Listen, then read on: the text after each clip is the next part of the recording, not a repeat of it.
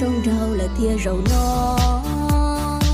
chỉ hơi chờ mà tao chỉ có trời vừa nhẹ có luôn rong mò想起我们的从前，你对我那么体贴，总会把我手握紧，说要爱我永不变，每一天也上来。tia mãi anh nhẹ có thiệt tia xin trái có chỉ mua xia tia mãi anh nhẹ con đã tia xin trái trái trả có đà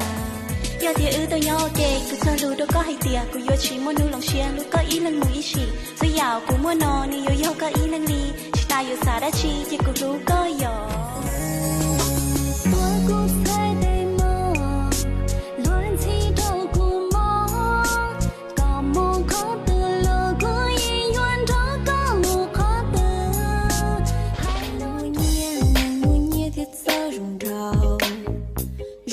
sao rong gì kia cu lú xiên trời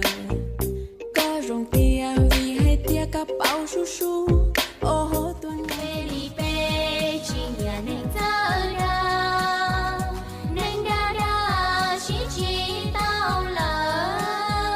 do khó nhà mà nhà này cả chỉ bố câu ơi có thể cho cô mù lo bố câu ơi thì có mù lố lì tu I was born for it. EDM. EDM.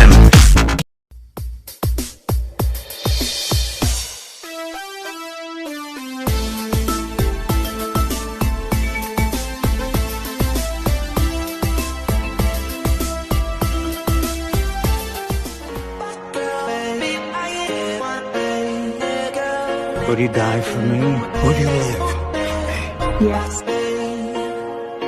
There's a girl, but I let her get away.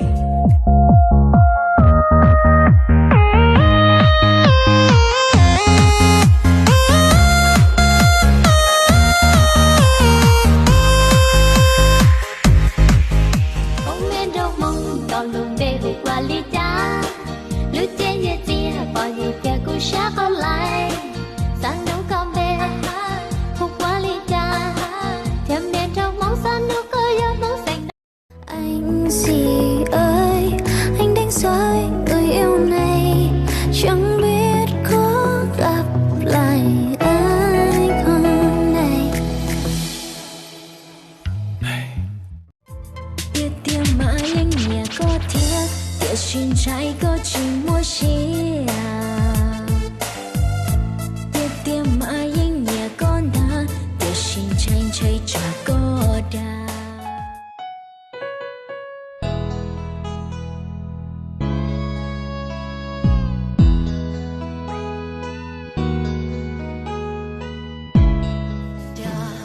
feeling